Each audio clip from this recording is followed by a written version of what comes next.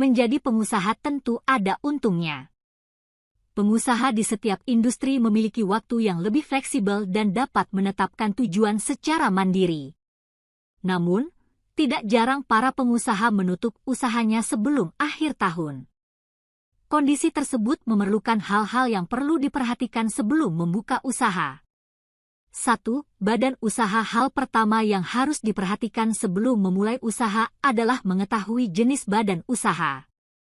Seperti pemilik tunggal, persekutuan komanditer, CV, dan perseroan terbatas. Kepemilikan tunggal adalah salah satu pilihan bagi pemilik bisnis jika mereka ingin menjadi pedagang tunggal. Pemilik tunggal memberikan hak atas semua keuntungan. Pada saat yang sama, CV merupakan entitas korporasi yang menawarkan fleksibilitas dalam mengelola kemitraan. CV memiliki mitra aktif yang terlibat aktif dalam pengelolaan usaha dan mitra pasif yang hanya terlibat dalam investasi. Perusahaan perseroan terbatas adalah jenis perusahaan yang paling umum dan strukturnya lebih jelas. Pemilik saham tidak memiliki kewajiban untuk mengelola dan menggunakan properti pribadi.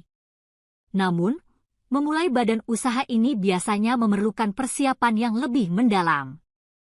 2. Sumber modal keuangan adalah elemen yang sering dipertimbangkan saat memulai bisnis.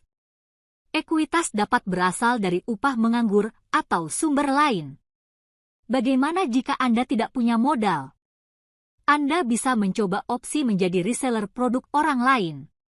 Biaya atau keuntungan dapat dikumpulkan oleh para pedagang untuk mendapatkan modal yang cukup untuk memulai perusahaan.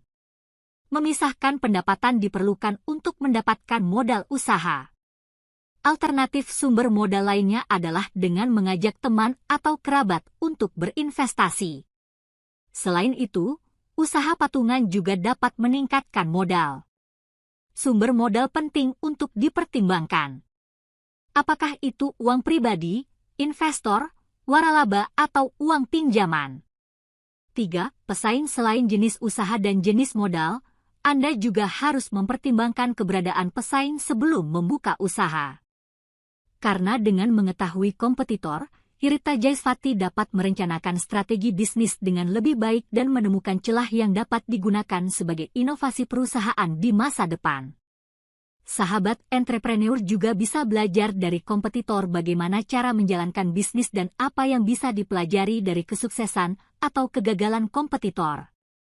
Nah, ada banyak cara untuk melakukan penelitian ini, misalnya sumber langsung, pesaing, Google, konferensi. Sobat entrepreneur juga bisa mendapatkan informasi dari supplier. 4. Target dan kondisi pasar. Apa target produk atau jasa?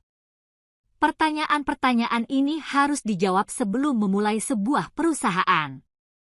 Kemampuan mengidentifikasi target konsumen dapat menjadi salah satu kunci keberhasilan pemasaran. Jika Anda tidak mengetahui target konsumen Anda, niscaya akan sulit untuk menjual produk atau jasa Anda. Target pasar yang berbeda membutuhkan pendekatan yang berbeda pula. Bereksperimenlah dengan beberapa metode pemasaran untuk melihat strategi pemasaran mana yang paling sesuai. Jika target konsumennya adalah konsumen yang lebih tua, traditional advertising bisa menjadi pilar untuk dicoba. Namun, jika target konsumennya lebih muda, penggunaan media baru harus lebih kreatif, misalnya melalui media sosial. Selain target pasar, sama pentingnya untuk mempertimbangkan kondisi pasar. Jadi sebelum membuka usaha, pastikan usaha tersebut memiliki pasar yang potensial. Mengetahui situasi pasar memudahkan untuk merencanakan strategi pemasaran yang lebih tepat. 5. Paten nama perusahaan. Pastikan tidak ada yang mematenkan nama atau slang perusahaan yang dirancang sebelum perusahaan dimulai. Jika Anda ingin memasarkan melalui website, Anda perlu memperhatikan ketersediaan domain website tersebut. 6. Rencana bisnis yang matang. Sebelum memulai usaha, pengusaha juga harus memikirkan bagaimana cara membuat rencana bisnis yang berkaitan dengan pengelolaan usaha. Rencana bisnis ini dapat mencakup akuisisi sumber daya, rencana keuangan, manajemen, dan rencana tindakan bisnis untuk mencapai tujuan bisnis yang diinginkan. Sobat entrepreneur juga bisa meriset kompetitor untuk mendapatkan gambaran seperti apa bisnis plan itu.